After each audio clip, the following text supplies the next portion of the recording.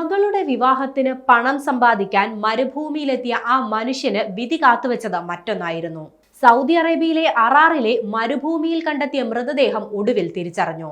ജാർഖണ്ഡ് സ്വദേശിയായ സാക്കിർ അൻസാരിയുടെ മൃതദേഹമാണ് അറാറിന് സമീപമുള്ള മരുഭൂമിയിൽ നിന്ന് കണ്ടെത്തിയത്. തന്റെ കുടുംബത്തെ നല്ല നിലയിലാക്കാനും മകളുടെ വിവാഹം നടത്താനുമുള്ള പണം സമ്പാദിക്കാനുമൊക്കെയാണ് സാക്കിർ ജാർഖണ്ഡിൽ നിന്നും മരുഭൂമിയിലേക്ക് എത്തിയത്. 3 മാസം മുൻപാണ് ഏറെ പ്രതീക്ഷകളോടെ സാക്കിർ സൗദിയിലെ വടക്കൻ പ്രവിശ്യയായ അറാറിലെത്തിയത്. ആട്ടിടയന്റെ ജോലിയായിരുന്നു സാക്കിർ അറാറിൽ ചെയ്യേണ്ടിയിരുന്നത്.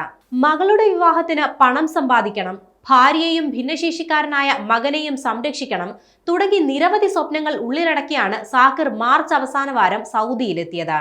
എന്നാൽ കഴിഞ്ഞ മാസം 19-ാം തീയതി ഇയാളുടെ മൃതദേഹം കണ്ടെത്തുകയായിരുന്നു. അറാറിൽ നിന്നും ഏകദേശം 100 കിലോമീറ്റർ ദൂരെ അസം ജലമീദ് മരുഭൂമിയിൽ നിന്നാണ് സാക്കിറിന്റെ മൃതദേഹം ലഭിച്ചത്. മരുഭൂമിയിൽ നിന്നും കണ്ടെത്തിയ മൃതദേഹം ഇന്ത്യക്കാരന്റേതാണെന്ന് തിരിച്ചറിഞ്ഞ് സഹായത്തിനായി അന്വേഷണ ഉദ്യോഗസ്ഥർ മലയാളി ജീവകാരുണ്യ പ്രവർത്തകരുടെ സഹായം അഭ്യർത്ഥിക്കുകയായിരുന്നു.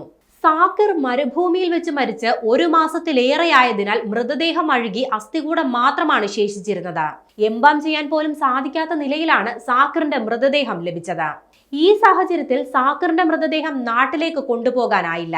വീട്ടുകാരുടെ സമ്മതത്തോടെ അറാർ പ്രവാസി സംഘം നിയമ നടപടികൾ പൂർത്തിയാക്കി അറാറിലെ ജിദൈദ ഖബർസ്ഥാനിൽ മയ്യത്ത് കബറടക്കി. സാക്കിറിന്റെ മൃതദേഹം നാട്ടിലെത്തിക്കാൻ ബന്ധുക്കൾക്ക് ആഗ്രഹമുണ്ടായിരുന്നുവെങ്കിലും എംബാം ചെയ്യാൻ കഴിയാത്തതിനാൽ മൃതദേഹം നാട്ടിലേക്ക് എത്തിക്കാനായില്ല. ഒരുപാട് സ്വപ്നങ്ങളുമായി ഗൾഫ് മണ്ണിലേക്ക് പോയ ഒരു സാധാരണക്കാരനാണ് ഒടുവിൽ ആരോരുമില്ലാതെ ജീവനും ജീവിതവും നശിച്ചില്ലാതായത്.